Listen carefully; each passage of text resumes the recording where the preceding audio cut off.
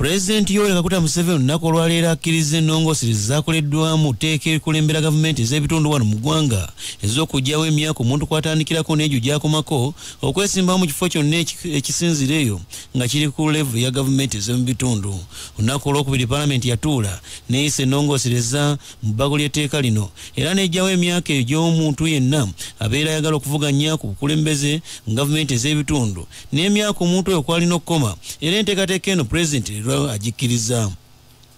Osinziira ku tteeka erikulembera gavumenti ez'ebitundu eribaddengawo libadde liraga nti omuntu yenna bw'abeera ng'ayagala okubeera ssentebe wa LC eyokusatu oba okubeera ssentebe owa municipal oba city division alina okuba ng'atandikira ku myaka 30 kyokka nga tasooka myaka 75 kusinziira ku ssemateeka w'eggwanga nga bw'abadde ng'atambula era nga bino byonna byaviirako akakiiko mu ggwanga akavunaanyizibwa ku nsonga z'ebyokulondesa okusibira emabega abantu bangi nnyo abaali bavuddeyo okuvuganya ku bifo ebifaanaganako w'ebiti. Paalamenti gye bavuddeko yatuula n'emunyamunya mu nsonga ezifaanaganako bweziti era n'efulumya ennaku 14 n'eziwaamyo kasabole za gavumenti Jackson Kafuuzi agende akole ennongoosereza ku bbago ly'etteeka erifaanaganako bweriti kubanga ababaka mu Paalamenti baagwawo ekigo oluvannyuma lw'okukimanya nti Pulezidenti oluvannyuma lw'okukimanya nti omuntu yenna mu ggwanga bw'abeera ng'ayagala kwesimbawo ku kifo ky'obukulembeze bw'eggwanga emyaka gino okusinziira ku nnongoosereza ezaakolebwa mu ssemateeka jagibwawo dda era ng'omuntu yenna n'ow'emyaka 18 asobola okwesimbawo ku bukulembeze bw'eggwanga. Wabula ekigo ababaka kye baagwawo kwe kusanga nga akawaayiro akakulembera gavumenti ez'ebitundu kkooti kaakwatibwako ne kasigala nga bwe kaali kyokka n'okutuusa olunaku olwaleero. Radio Simba olunaku olwaleero ekitegeddeko ti Pulezidenti Yoweri Kaguta Museveni ennongoosereza zino azikkiriza era n'asalawo omuntu yenna bw'abanga ayagala kwesimbawo ku kifo kyonna agamba nga eky'okubeera mu gavumenti ez'omu bitundu LC eyokusatu egyali emyaka 30 kati gijjiddwawo n'owe18 asobola okwesimbawo. Bino byonna bijjire mu kiseera luvannyuma lw'abantu ab'enjawulo okujja nga basibiddwa emabega nga teri n'omu akkirizibwa akakiiko ak'ebyokulonda nga kakyagendera ku nteekateeka ziri ezaasooka ez'etteeka erikulembera gavumenti ez'ebitundu. Wabula bino byonna era byaviirako Paalamenti okusaba akakiiko ak'ebyokulonda bongezeeyo abantu bonna mu gavumenti ez'ebitundu baleme okusunsulwa olwakiri okutuuka ng'ennaku z'omwezi 5 Oktoba omwaka guno era ne kikolebwa. Isa Kagaliwanga atemera ku gy'obukulu 28 era ng'ono yali ayagala kwesimbawo ku bwa LC eyokusatu mu Nakawa ono yagaanibwa gye buvuddeko oluvannyuma lw'okwesanga emyaka gye tegituuka myaka 30 nga bwe gyali gyalambikibwa mu ssemateeka w'eggwanga.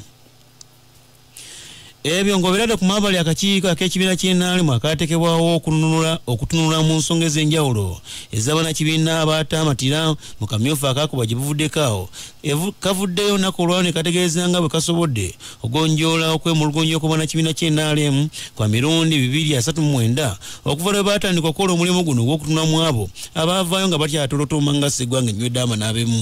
Bw'abadde ng'ayogerako eri abamawulire mu lukuŋŋaana olutudde ku kitebe eky'akakiiko k'ikibiina ky'ennaalimu mu kibuga Kampala, Kanso Enoka Barata akulira akakiiko kano ategeeza nga bwe baafuna emisango 516 okuva mu bannakibiina ky'ennaalimu abaavuganya mu kamyufu ne basigala nga tebamatidde era ng'agamba nti ku mulundi guno basobodde okukola ku misango 239. Kanso Barata agambye nti bakumaliriza okuwulira emisango gino ku lw'okusala lwa ssabbiiti eno era Barata mu bigambo bye bino byategeezezza. Twafuna emisango egya petition egiva mu kalulu akakamyufu ka NRM okulonda abanaabeera ba flag bearer aba MP era twogera kuba MP bokka. Twafuna petition eziwera 516 twakawulirako 453 regions eziwerako. Leero tuwulira Greater Kampala ne Wakiso and Elgon region tulina petition zetusuubira okoncluding olw'eggulo leero 54. Enkya tumalirize ne Karamoja ne Teso ezo zijja kuba petition 42. Twakawa decisions oba ensalawo yaffe 239 zirimu ne constituency zetwagasse kugamba bw'oba ova mu constituency petition nga 4 ziva mu constituency emu ezo tubagatta ne tubawulira mulundi gumu ne tubawa decision emu. Decisions zonna awamu twakaweza 239. Tusuubira nti enkya tujja kuba tumaliriza okusalawo kwaffe kwonna. Tusuubira nti kujja kugwa ekinene nnyo lwakusatu. abadde akamaliriza ebyo bo abakulembeze b'ekibiina ky'NRM okuva mu disitulikiti y'e Bukomansimbi nayo ne bavayo nga beekokola ensala eyakusaliddwa akakiiko akaatekewo mu kibiina ky'NRM akagonjola emivuyo gyonna egyalabikira mu kamyufu kaabwe ke baakuba gye buvuddeko awo. Bangi ku bakulembeze mu Bukomansimbi eyo baganye ekyasaliddwawo era bino byonna byabadde mu Bukomansimbi. Olunaku olwokutaano akakiiko akaba n'amateeka okuva mu kibiina ky'NRM kano kaatula ne katandika okuwuliriza okwemulugunya kw'abantu okwasindikibwayo oluvannyuma lw'akamyufu akaaliwo mu Septemba w'omwaka guno ng'ennaku z'omwezi 4 era nga akamyufu akaali mu Bukomansimbi kaafundikira nga Ajidi Lubyayi Kisiki yalangiriddwa nga bw'agenda okukwata ekibiina ky'NRM mu bendera okuvuganya mu kalwa kabona ku mwaka 2021 ku kifo ky'omubaka mu Parliament wa Bukomansimbi North Constituency. Wabula ensala yakoleddwa Enoch Barata ssentebe w'akakiiko ak'abamateeka akaateekebwa mu kibiina ky'NRM ogonjola emivuyo gyalabikira mu Bukomansimbi North yagenza ofundikira nga Ruth Katushabe yaweereddwa bendera eno era nga Kisiki ye asuuliddwa ku mabbali era nga yakutte kyakubiri.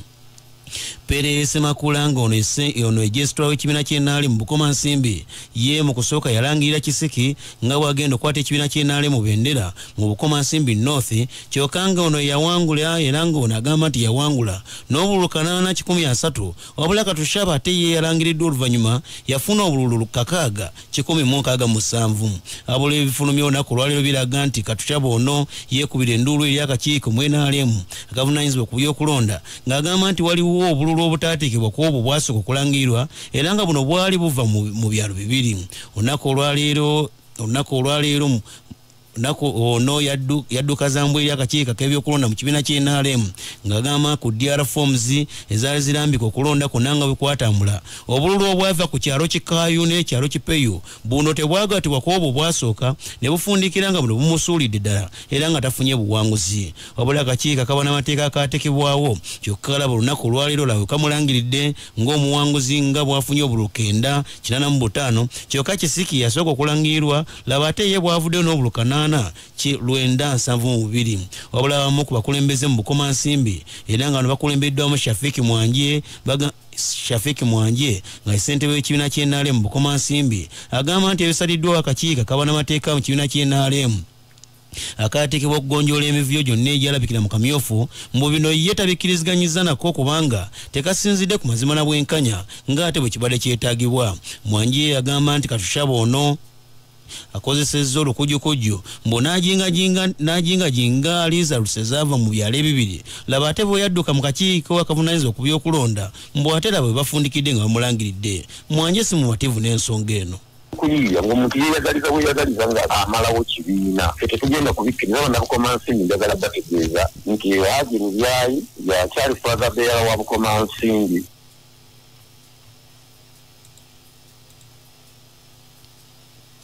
N'ebyo ng'obeeradde ku mabbali ateezo karantini centers karantini omugenda okuteekebwa omwateekebwanga abantu abasangibwa era ne balonderwa nga balina obubi ekirwadde kya COVID-19 owulira bino nga karantini zino zinaatera okuggalwa oluvannyuma lw'ennaku z'omwezi lumu okubanga zino zaatuuka October omwaka guno era nga abamu ku bantu abali bakuumibwa mu karantini zino kigambibwa nti bagenda bakendeera era nga owulira bino nga banatera n'okuziggala.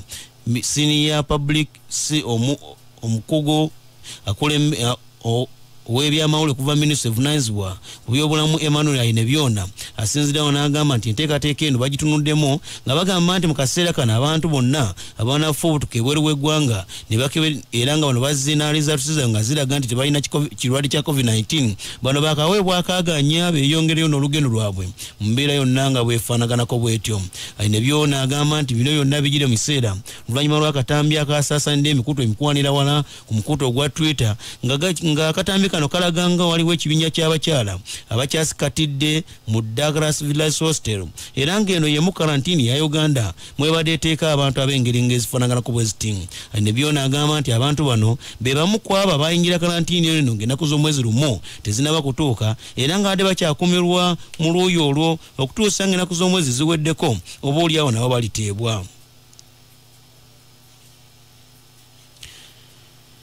N'ebyo ng'obeeradde ku mabbali amawulire agavaako mu byemizannyo okuva mu mipiira egizannyiddwa mu liigi y'abanywerere ey'Ebungereza kirabu ya Arsenal ewangudde kirabu ya Sheffield United goolo 2-1 ate yo kirabu ya Manchester United erumbiddwa mu maka gaayo ku Old Trafford newangula kirabu ya Tottenham Hotspurs goolo 6-1. Kino kitegeeza nti kirabu ya Everton yekulembedde era ng'erina obubonero 12 okuva mu mipiira 4 ate yo kirabu ya Leicester eri mu kifo kya 2. Amawulire okuvaako ebweru w'eggwanga awulira bino nga pulezidenti w'eggwanga erya America Donald Trump ali ku bujjanjabi obwa waggulu ddala okusookola nga asooka ekirwadde kya COVID-19 ekyamukwata gye buvuddeko awo. Kusinziira ku Dr. Sean Connelly ononga yatwala Trump mu ddwaliro, agamba nti Trump mu kaseera kano afuna obujjanjabi obw'okusupiidi era ng'agamba nti mu bbanga tono nnyo ajja kuba nga awonyezeddwa ekirwadde ekya COVID-19. Omukulembeze pulezidenti w'eggwanga erya America Donald Trump agamba nti mu kaseera kano afuba nnyo okulaba nga naye yadde engolo era mu kaseera katono nnyo agamba nti wakudda mu maka g'obwa pulezidenti mu White House agende mu maaso n'okukalaba emirimu gye ng'omukulembeze w'eggwanga eryo. Donald Trump atemera ku gy'obukulu 74 azinga avumirirwa abannansi b'eggwanga erya America engeri gy'azinga akwanamu ekirwadde ekya COVID-19 mu mbeera yonna nga yagaana n'okussaako obukookolo era n'embeera efaanaganako bwetu nga n'abantu tabakubiriza mu kussaako obukookolo n'enkola ya social distancing era nga nayo otagitunulamu.